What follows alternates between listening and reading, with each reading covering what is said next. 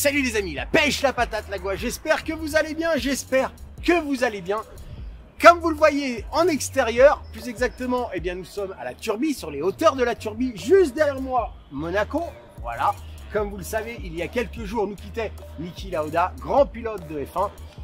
Monaco, Lauda, on est cohérent.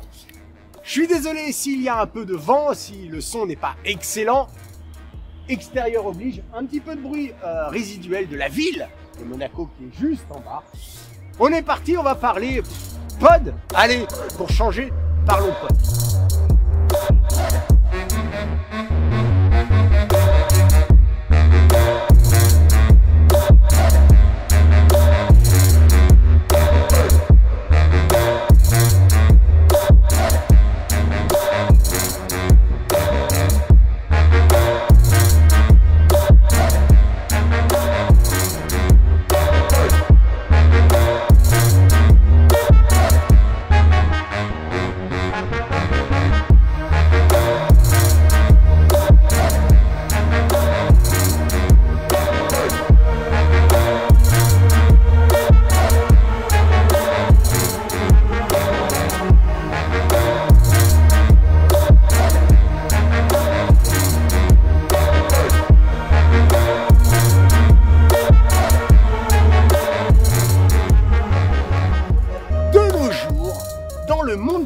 Existe pléthore de types de pods, de tout en un. Ils sont alors conçus spécifiquement pour les débutants ou encore le sel de nicotine ou pour la discrétion.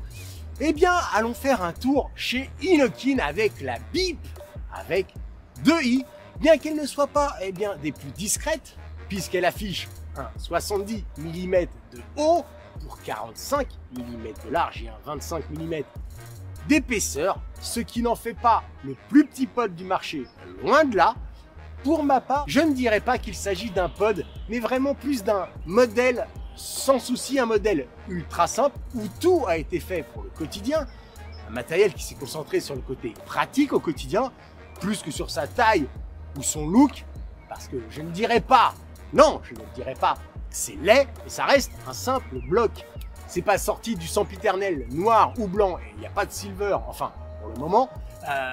Alors, il y a un rose et un bleu irisé. Ça ajoute un petit côté fun, mais c'est pas fifou non plus. Alors, c'est né du cerveau embrumé, ou envapé, devrais-je dire, de 2 acteurs internationaux de la vape que sont Phil Bussardo et Dimitri Agrafiotis. Ils ont créé en partenariat avec Innokin un rectangle qui fait de la vapeur, heureusement, de la lumière et même du son.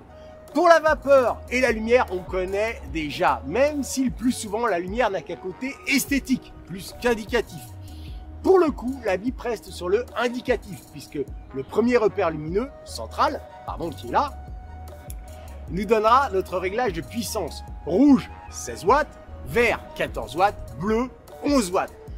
Pour le réglage de puissance, rien de plus simple, comme à son habitude avec Innokin, 3 appuis rapide sur la gâchette latérale, allume et éteigne la box. Une fois celle-ci éteinte, vous restez en pression sur la box et vous verrez défiler les puissances. Une fois la couleur correspondante à la puissance souhaitée, relâchez, puis 1, 2, 3 et c'est fait. En partie basse, des petites LED blanches nous donnent l'autonomie de notre batterie qui est de 1500 mAh. Alors ça peut paraître court, mais pas vraiment, puisque je vous le rappelle, au plus haut, nous serons à 16 watts. Sachant que la résistance montée d'origine dans le pod est de 0,48 ohms et que c'est la Z-Plex 3D, une résistance technologie mèche 3D. Alors pour faire simple, un résistif en mèche Cantal, une grille quoi, mais en relief, qui ma foi donne un rendu saveur vapeur vraiment sympa. Et en plus, et oui, toutes les résistances Zénith sont compatibles. Ce qui fait qu'avec la résistance en 1.6, vous gagnerez en autonomie et tiendrez, à mon avis, la journée. Pour changer la résistance, il suffit de sortir le pod, une fois qu'on a enlevé le capuchon, et de tirer dessus, hop, voilà. Vous dévissez la bague arrière, qui est aussi l'arrivée d'air qui est réglable avec une simple rotation.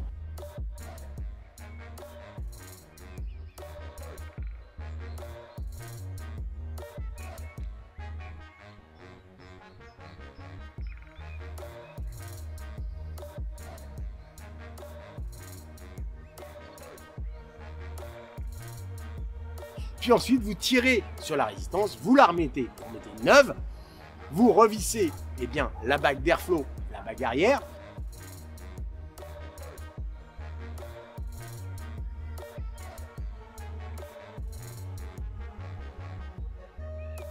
Une fois le pod en place, vous devrez entendre un bip pour dire que votre pod est bien enclenché. Et oui, comme je vous l'ai dit, il y a du son, mais on en reparle après. Ensuite, pour remplir le pod, qui ne contient malheureusement que 2 ml, TPD oblige malheureusement. Donc, une fois en place, vous tournez le bec à droite ou à gauche, peu importe, et vous aurez accès au remplissage. Remplissage qui sera plus facile avec une bouteille à embout fin. Et c'est pour ça que vous trouverez dans la boîte une petite bouteille en plus.